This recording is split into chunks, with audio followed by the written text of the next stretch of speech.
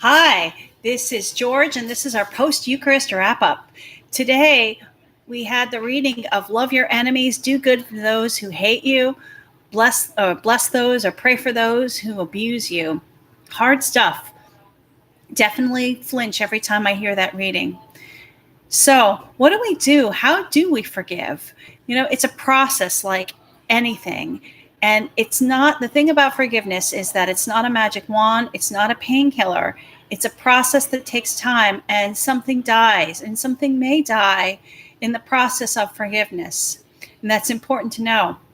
Desmond Tutu, that famous archbishop from South Africa, tells that there are 4 steps in doing the forgiveness process. The first step is to tell the story. In your journal, you can tell the story with a good trusted friend, or maybe even with a very skilled counselor or therapist. Tell your story.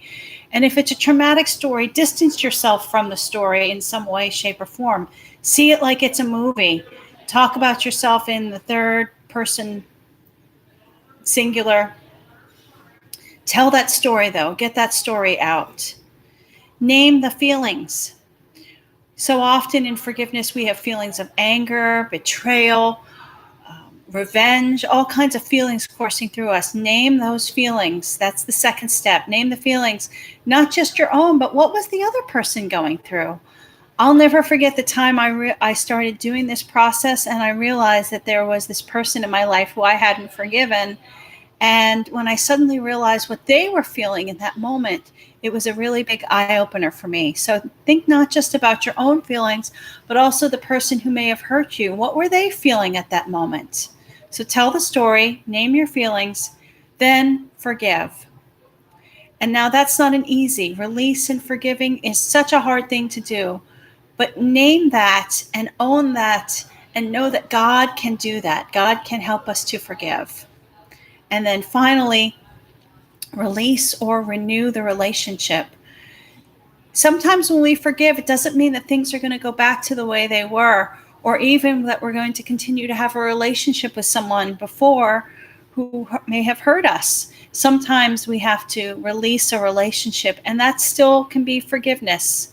Forgiveness isn't about going back to the way things were. Forgiveness is about something new coming about. A parishioner from an old parish, I remember, had a mother-in-law who had said some horrible things to her. And she worked this process of forgiveness and realized that she had to release that relationship for a time, and that their relationship would never, ever be the same. Sometimes that's the case. Sometimes our relationships change in the process of forgiveness. But that's how we turn the other cheek. To forgive is an act of absolute resistance. It's like being a prophet or a freedom fighter.